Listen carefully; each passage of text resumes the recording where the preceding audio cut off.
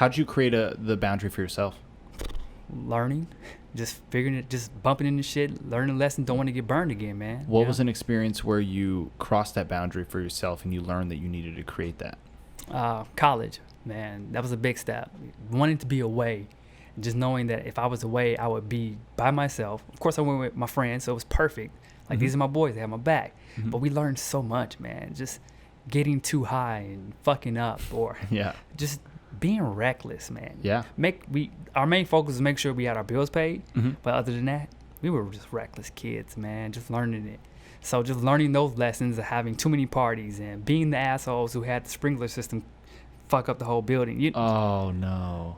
Well, it really wasn't us. It was our roommate.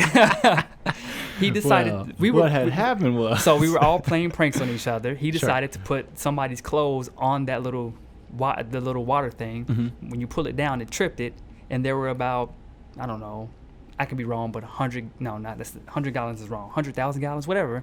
We were on the 3rd floor, so the 1st and the 2nd floors had to have their carpet replaced. So did we. That's a lot of fucking water.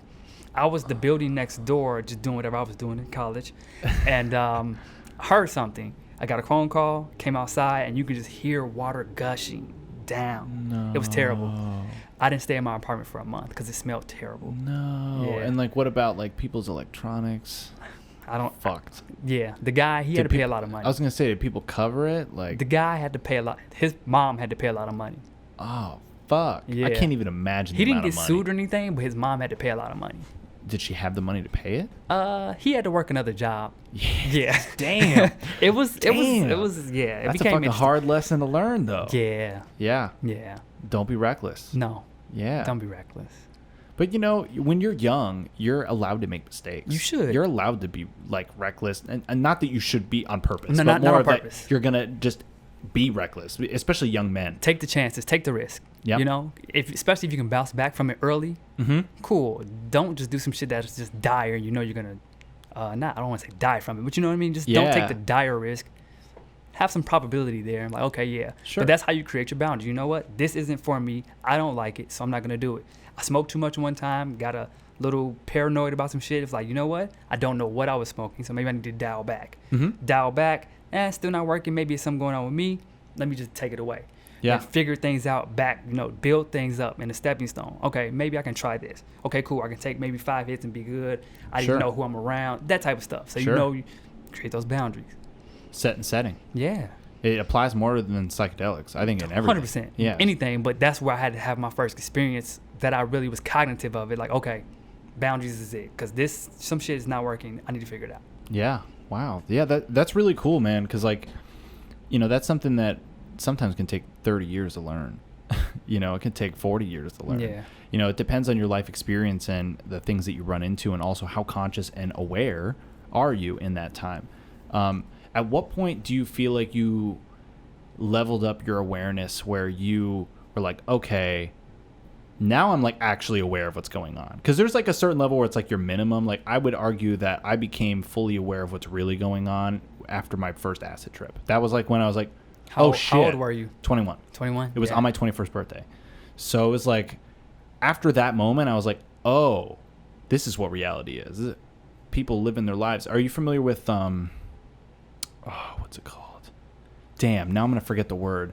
But I learned, saunder. I learned this word in college, and I had this realization while getting high with my friend Russell, who I'd love to have on the podcast because he's hilarious.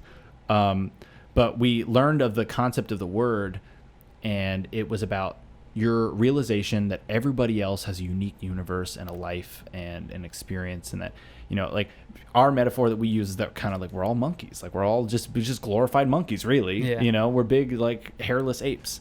And so we kind of had that realization in our freshman year of college. And that was probably my first like waking up to some degree of like, oh shit, that's right. Everybody else kind of has their own life, and they all have their own things going on. And, because when you grow up as a kid, everything's all about you, and your parents certainly will reinforce that usually too. Hell of yeah. like, yeah, it's all about you, and I'm here for you. Meanwhile, they know that there's other a whole things going on world out there, man. But they want to make you feel like, but they're protecting you from it too. They're trying to protect you. Trying. And I mean, I think you should protect people to an extent, and then at a certain point, you got to let them learn. 100%, yeah.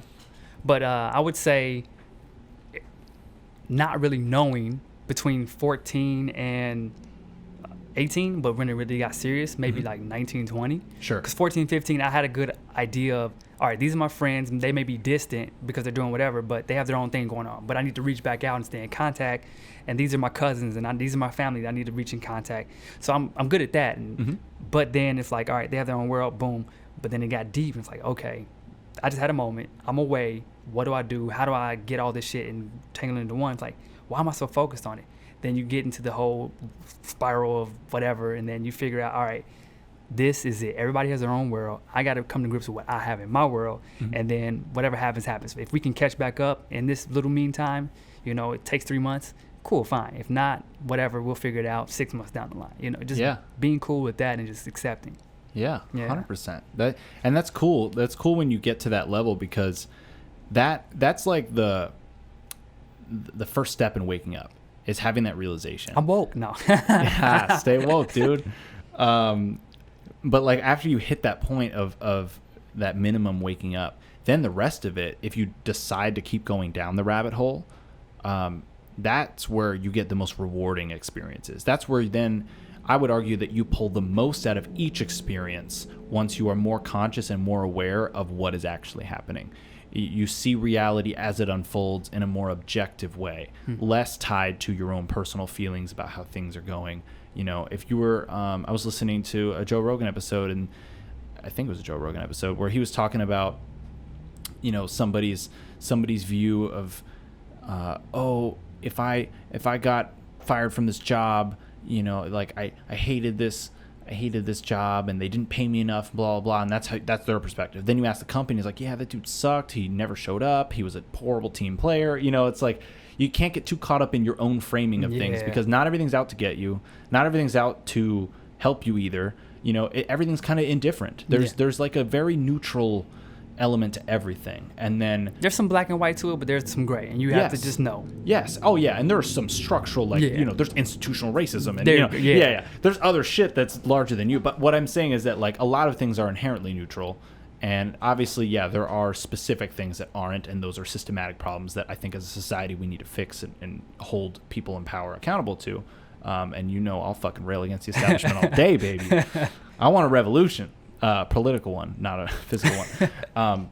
But really, you know, there are a lot of things are kind of neutral. And if you color it with it's trying to help me, or, oh, this negative thing that happened to me is trying to help me, even if it's not objectively true, you can make that shit really true later. You can make it a reality. Yeah. You can make it a reality. Yeah. Yeah. And that's where people get confused of like, perception's reality, so therefore if I think it, you know, then it's real. It's like, no, that's not what that means. No. Yeah. What it means is that like, your perception on how you want to take things can then determine your reality later. Like we've been saying this whole thing, the lens, your perspective, that's exactly what you see and feel, but it may not be exactly what's going on. Sure. Yeah. Sure. But you can make it work for you. Oh, yeah. It can go good or bad. Yeah. It really can, dude. This has been awesome, man. This has been a good podcast. I don't want to hold you too long because I feel like I've already kept you super long. But it's all good, man. But no, thank you so much for coming on, Terrance. We'll definitely have you on again. And I'm down. Yeah, I look forward to doing more. Cool. All right, man. Peace. Peace.